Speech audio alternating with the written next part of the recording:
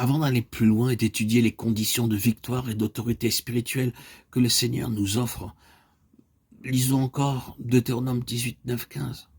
Lorsque tu seras entré dans le pays que l'Éternel ton Dieu te donne.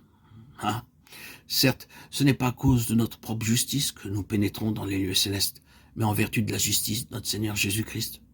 Il s'agit du pays que l'Éternel ton Dieu te donne. Et il le donne avant que nous y soyons entrés. Il nous le donne en Christ. Et ce n'est que lorsque nous y avons été introduits que nous nous rendons compte des dangers qui nous y menacent. Ces dangers n'existaient pas dans le désert. Là, c'était le regard en arrière vers l'Égypte et ses pots de viande. La puissance des ténèbres ne s'inquiétait guère alors des Israélites, car leur appétit et leur convoitise charnelle rendaient superflu qu'elle se manifestât comme en Canaan. Le diable peut rester hors de vue avec ceux qui marchent selon la chair, car il n'a qu'à laisser la chair accomplir son œuvre. Mais une fois que le peuple de Dieu a traversé le Jourdain, la mort avec Christ, et pénétré dans la sphère spirituelle qui lui est ouverte par son identification avec Christ ressuscité, c'est alors que les pièges sont à craindre.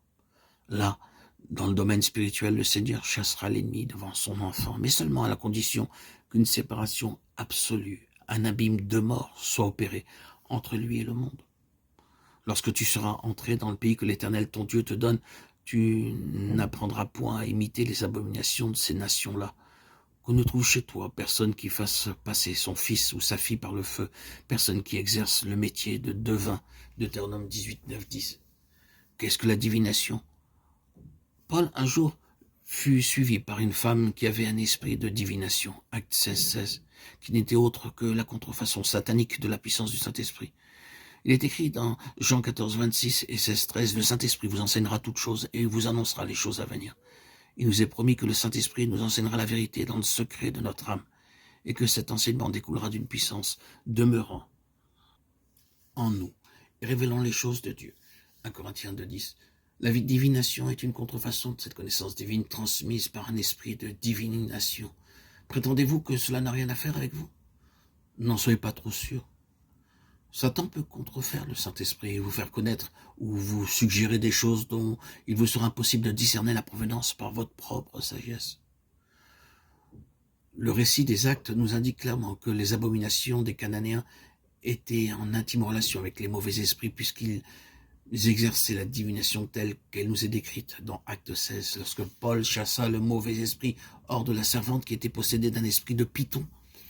Les esprits malins peuvent dire la vérité quand cela leur convient, comme nous le voyons dans le cas que nous venons de citer. Ces hommes sont les serviteurs de Dieu, du Dieu très haut, et vous annoncent la voie du salut. Cela est vrai, et Paul aurait pu s'écrier « Quel témoignage frappant cette fille rend à notre qualité de serviteur de Dieu !» Mais Paul n'accepte pas que des esprits mauvais rendissent témoignage à son apostolat.